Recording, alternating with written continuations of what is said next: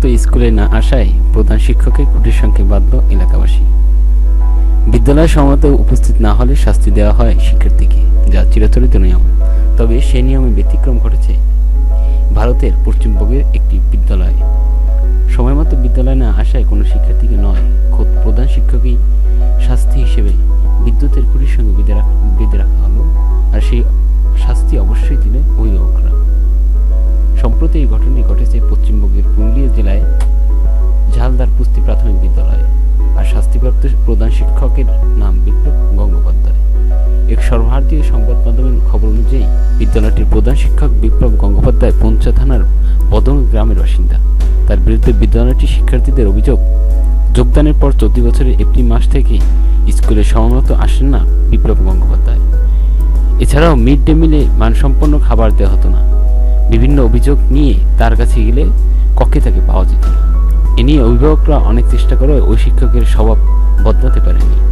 এ বিষয়ে সংশ্লিষ্ট দপ্তর অভিযোগ করেও ফল মেলেনি। প্রশাসন, অভিভাবক, এলাকাবাসী আর শিক্ষার্থীদের কোনো কথাই বিদ্যালয়ের শিক্ষকদের তালাবন্দি করে। পরে শিক্ষকদের উদ্ধার করা হলেও বিদ্যালয়ে প্রায় সপ্তাহখানেক ক্লাস বন্ধ রাখা হয়।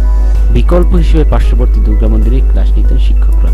প্রধান শিক্ষক নিজের আচরণ না বদলালেও এই বিদ্যালয় খোলা হবে না বলেন জানান এলাকাবাসী। বিষয়টি মেটাতে ওই শিক্ষা প্রতিষ্ঠান কর্তৃপক্ষ এলাকা গেলে প্রধান শিক্ষক মুস্তেকা দিয়ে বিদ্যালয়টি ফের চালু করেন। কিন্তু কয়েকদিন যেতে না যেতেই ফের আগের আচরণে ফিরে যান প্রধান শিক্ষক বিপ্লব।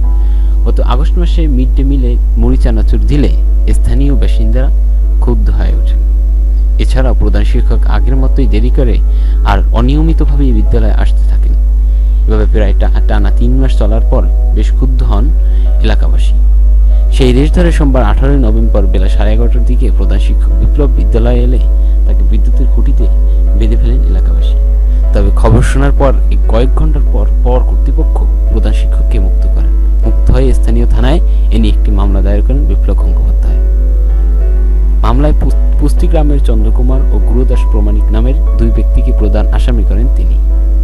জানা গেছে ইতিমধ্যে ওই 2 অভিযুক্তকে সোমবার রাতেই গ্রেফতার করে তাদের আদালতে চালান করেছে পুলিশ। বিচারে জেলা মুখ্য বিচারক রিম্পা রায় প্রধান শিক্ষককে আটকে রাখার জন্য প্রধান 2 আসামিকে 14 দিন জেল হেফাজতে পাঠানোর নির্দেশ দেন।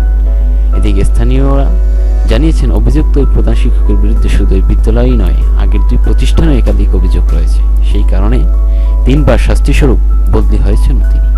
কিন্তু তবুও তার আচরণে কোনো পরিবর্তন ঘটেনি। আদালত বিপ্লব গঙ্গোপাধ্যায়ের পক্ষে রায় দিলেও পুরুলিয়া জেলা প্রাথমিক শিক্ষা অধিদপ্তর এই ঘটনার তদন্তে কমিটি গঠন করেন। সেই তদন্ত রিপোর্টের ভিত্তিতে ওই প্রধান শিক্ষককে তলব করা হবে বলে জানান।